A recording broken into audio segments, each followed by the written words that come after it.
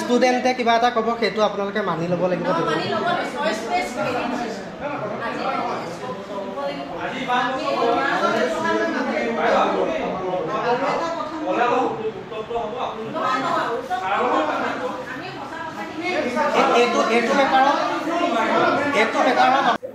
যিকোনো ষ্টুডেণ্ট আমি কম কিন্তু আমি বহলভাৱে ইয়াতকৈ আৰু বহলভাৱে বহি আমি আলোচনা কৰিম, বিতংভাৱে আলোচনা কৰিম। এইটো সকলোৰে বাবে দুৰ্ভাগ্যজনক। আৰু ভৱিষ্যতলৈও আমি এটা কথা কৈছোঁ, যিহেতু আমাৰ বটদ্ৰৱাত একে সীমিত সংখ্যক হ'লেও বটদ্ৰৱা আঞ্চলিক ছাত্ৰ সন্থা বুলি এখন সমিতি আছে, একো নহ'লেও 10জন ল'ৰা আছে। আপোনালোকে যদি এনেকুৱা বিশেষ পদক্ষেপ ল'ব লগা হয়, গাৰ্জেন মিটিং বা কলেজ কৰ্তৃপক্ষ বা গভৰ্ণমেণ্ট বয়জ যদি যিখন থাকে তেওঁলোকক ৰাখিও অকণমান বাহিৰৰ যিখিনি মানুহ উত্তাহতভাৱে জড়িত হৈ থাকে, সেই মানুহখিনিক এবাৰ টাচ কৰিব। যিকোনো ক্ষেত্ৰত আজি এনেকুৱা ক্ষেত্ৰত হওক বা বোলে নহয় আমি কাইলৈ ষ্টুডেণ্টৰ কাৰণে আমি কিবা এটা যে কোনো গম নাপায়। আজি যে ছাৰে এইটো হয়তো কালিও মনত আছে, আমাৰ সৰু যে যিজনী প্ৰাইভেট স্কুল এটা ক'লে তেওঁৰ ছোৱালীজনীয়ে চাৰ্টিফিকেট কৰিবলৈ অসুবিধা লাগে তেওঁ প্ৰথম উৎপাদন কৰিছিল, সেইটো আমাৰ কিন্তু বহুত উপায় কৰিব। কালি সেইটোৰ লগতো মই কথা পাতিছোঁ। মানে প্ৰথমতে অতি দুখ লগা বিষয়, আপোনাৰ অসমত হয়তো এইখনেই তেনেকুৱা এখন ঐতিহ্যমণ্ডিত মহাবিদ্যালয় যিখন গুৰুজনাৰ নামত আৰু গুৰুজনাৰ জন্মস্থানত ইয়াতে প্ৰতিষ্ঠিত। আৰু দ্বিতীয় কথা, তাক লৈ আমি বটদ্ৰৱাবাসী বা অসমবাসী একদম গৌৰৱান্বিত যে আমাৰ গুৰুজনাৰ নামত বা গুৰুজনাৰ জন্মস্থানত এইখন আছে। আৰু দ্বিতীয়তে যিটো আজি আপোনাৰ প্ৰায় 40-35 বছৰ ধৰি যিটো পৰম্পৰা চলি আহিছে ইয়াত ইউনিফৰ্মৰ বিশেষকৈ ছাত্ৰীসকলক যে চাদৰ মেখেলা পিন্ধি তেখেতসকল আহিব কলেজলৈ আহিব।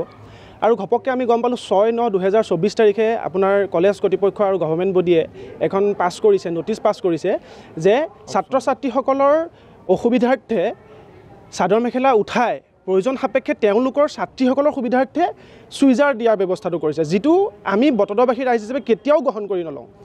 আৰু দ্বিতীয়তে আমি আজি আহি তেওঁলোকৰ লগত আলোচনা কৰিলোঁ, তেওঁলোকেও বহুত পুলুঙা মন্তব্য আগবঢ়ালে, গাম্ভীৰ্যতাপূৰ্ণ তেওঁলোকে অজুহাত ছাত্ৰ ছাত্ৰীসকলৰ দেখালে। এতিয়া মই তেখেতসকলক এই সংবাদ মাধ্যমৰ যোগেদি আমি কলেজ কৰ্তৃপক্ষক এটা জনাব বিচাৰিছোঁ যে আমিতো উকনি ভয়ত চুলি খোৱালে নহ'ব, আমি ছাত্ৰ ছাত্ৰীৰ সকলোখিনি ডিমাণ্ড আমি মানিলেও নহ'ব। ঠিক আছে, হয় আজিকালি ছাত্ৰ ছাত্ৰীৰ ডিমাণ্ড মানিব লাগিব। তেওঁলোকে এটা জনালে যে গভৰ্ণমেণ্টৰ অৰ্ডাৰ আছে, ইউনিভাৰ্চিটিৰ অৰ্ডাৰ আছে, ঠিক আছে। তথাপিও এই যিহেতু জেগাখন আৰু বিশ্ববিদ্যালয়খন ইউনিক হয়, এটা ব্যতিক্ৰমী গুৰুজনাৰ নামত, আৰু গতিকে আমি এটা কথাই বিচাৰোঁ বটদ্ৰৱাবাসী ৰাইজ হিচাপে যে কোনো পধ্যে চাদৰ মেখেলা উঠাই চুইজাৰ দিয়াটো আমি মানে পক্ষপাতি নহয়। আৰু দ্বিতীয় কথাত তেওঁলোকে আৰু এটা কথা ক'লে যে অকল বৃহস্পতিবাৰটো তেওঁলোকে চাদৰ মেখেলা দিছে, আৰু যিটো এটা হাস্যকৰ বিষয়, এইটো কেতিয়াও সম্ভৱ নহয়। এতিয়া চাওক, আপুনি এটা নিজে চাওক, আপোনালোকে নিজে চাওক যে যদি ইয়াত 50জনী ছাত্ৰীৰ ভিতৰত 2জনীয়ে চাদৰ মেখেলা পিন্ধে, বাকী চবেই চুইজাৰ পিন্ধি আহে, তেওঁলোকে নিজে অলপ সেৱা প্ৰতিপন্ন হোৱা নিচিনা হ'ব ইয়াত। গতিকে এইটো কেতিয়াও গ্ৰহণযোগ্য নহয়। আৰু কলেজ কৰ্তৃপক্ষই বহুত অজুহাত দেখাইছে, খেল ধেমালিত অসুবিধা হয়, তেওঁলোকৰ যাতায়াতত অসুবিধা হয়, এইটো কেতিয়াও সম্ভৱ নহয়। আমিও দেখি আহিছোঁ, আমাৰ ওচৰতে হাই ছেকেণ্ডেৰীত উচ্চতৰ মাধ্যমিক বিদ্যালয়ত ক্লাছ 8ৰ পৰা 10লৈকে সৰু সৰু ছোৱালী চাদৰ মেখেলা পিন্ধি আছে, তাততো কেতিয়ালৈকে অসুবিধা হোৱা নাই। গতিকে সাদৃশ্য নাই তেওঁলোকৰ, সাদৃশ্য থাকিলে হয়তো এইটো কাম তেওঁলোকে নকৰে কেতিয়াও।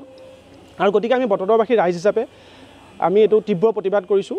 আৰু তেওঁলোকক আজি এখন লিখিত দিয়া হৈছে, আমাৰ বটদ্ৰৱা আঞ্চলিক ছাত্ৰ সন্থাই এখন লিখিত দিছে তেওঁলোকৰ পেডত, আমি তেওঁলোকৰ লগত সহযোগ জনাইছোঁ। আৰু গতিকে তেওঁলোকক প্ৰয়োজন সাপেক্ষে আমাক পৰৱৰ্তী মিটিঙত মাতিবলৈ আমি তেওঁলোকক অনুৰোধ জনাইছোঁ, মাতি আমি ইয়াৰ বিষয়ে দৃষ্টান্তমূলক ব্যৱস্থা আমি গ্ৰহণ কৰিবলৈ তেওঁলোকক জনাইছোঁ। শংকৰদেৱ কলেজখন এক ঐতিহ্যমণ্ডিত, আমাৰ অঞ্চলটোৰ বাবে এখন ঐতিহ্যমণ্ডিত কলেজ। এজন ব্যক্তিয়ে নিজৰ চৰকাৰী জীৱন ত্যাগ কৰি, চৰকাৰী চাকৰি ত্যাগ কৰি এই কলেজখন প্ৰতিষ্ঠা কৰিছিলে এই অঞ্চলৰ ছাত্ৰ ছাত্ৰীখিনিৰ কাৰণে। আৰু সেইখিনি সময়ত আৰ্থিকভাৱে 1985 চনতে বটদ্ৰৱা থান পৰিচালনা সমিতিয়ে সেই সময়তে 1 লাখ টকা প্ৰদান কৰিছিলে এই কলেজখনৰ আন্তঃগাঁথনি উন্নয়নৰ বাবে। আৰু সেই সময়ৰ পৰা চাদৰ মেখেলাযোৰ, অসমীয়াৰ সাজপাৰযোৰ ইয়াৰে ইউনিফৰ্ম হিচাপে স্বীকৃতি পাইছিলে, আৰু সেই দিনৰ পৰা আজিলৈকে ইয়াতে চলি আছে, ইয়াতে কোনো অসুবিধা হোৱা নাছিল। কিন্তু এতিয়া কিছু উপলুঙা মন্তব্য দি কমিটিয়ে ক'লে আৰু কলেজ কৰ্তৃপক্ষই আপোনাৰ ইউনিফৰ্মটো চেঞ্জ কৰিব বিচাৰিছে। আৰু তেতিয়া আমি যেতিয়া তেওঁলোকৰ লগত আলোচনা কৰিছোঁ, বটদ্ৰৱা যুৱকবৃন্দসকল আহি তেওঁলোকে 2-এগৰাকী অধ্যাপিকে এইটোও ক'ব বিচাৰিছিলে যে হিজাবখন পিন্ধিবলৈ অসুবিধা হয়, কিন্তু ইউনিফৰ্মৰ লগত হিজাবৰো কোনো প্ৰসংগ আহিব নালাগিছিলে। তেওঁলোকে কোন দিশত এই কথাটো ক'লে আমি ধৰিব পৰা নাই। কিন্তু আমি বটদ্ৰৱা যুৱক হিচাপে, বটদ্ৰৱাৰ অঞ্চলৰ যুৱক হিচাপে, কলেজৰ প্ৰাক্তন ছাত্ৰ তথা মই এই কলেজতে যেতিয়া ইলেকশ্যন হৈছিলে প্ৰথম নিৰ্বাচিত ছাত্ৰ একতা সভাৰ সদস্য হিচাপেও এটা কথা স্পষ্টতাই ক'ব বিচাৰিছোঁ যে ইয়াত আমি ইউনিফৰ্মৰ যিটো সাল সলনি প্ৰক্ৰিয়া আনিব বিচাৰিছে, এইটো আমি কোনো পধ্যেই কেতিয়াও গ্ৰহণো নকৰোঁ আৰু মানিও নলওঁ। আমি আমাৰ বটদ্ৰৱা অঞ্চলৰ গুৰুজনাৰ নামত জন্মস্থান, গুৰুজনাৰ নামত হোৱা আমাৰ যিখন বটদ্ৰৱা শ্ৰী শ্ৰী শংকৰদেৱ মহাবিদ্যালয়, তাত এই আজি 2 দিনমানৰ পৰা এটা মানে কি সোমাইছে নাজানো যে চুইদাৰ পিন্ধিব লাগিব, আৰু আপোনাৰ বৃহস্পতিবাৰেহে চাদৰ মেখেলা পিন্ধিব লাগিব। তে চাদৰ মেখেলা আমাৰ এতিয়া গৌৰৱৰ কাৰণে ভাৰতৰ বাহিৰলৈ গৈ আছে আৰু ইয়াত আকৌ লগাইছে চুইজাৰ পিন্ধাটো। আমাৰ এতিয়া হিমন্ত বিশ্ব শৰ্মা ছাৰে মুখ্যমন্ত্ৰী তেখেতে অকণমান চকু দি এই কথাটো যাতে কি কৰে অকণমান চকু দিবৰ বাবে অনুৰোধ জনোৱা হয়।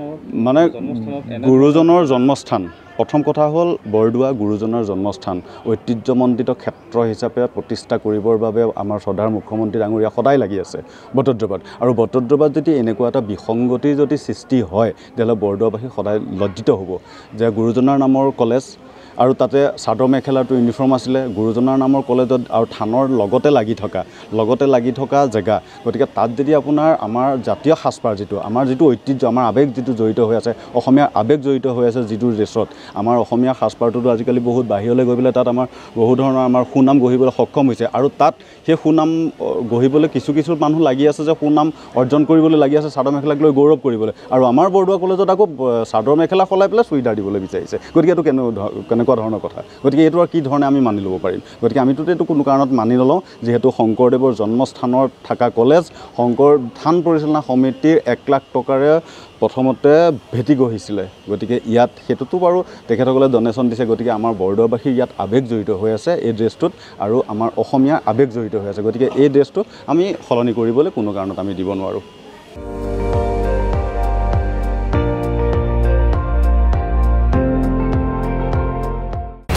আপুনি চাই আছে ND24, সৰ্বশ্ৰেষ্ঠ নহয় সৰ্বোত্তমৰ দৌৰ।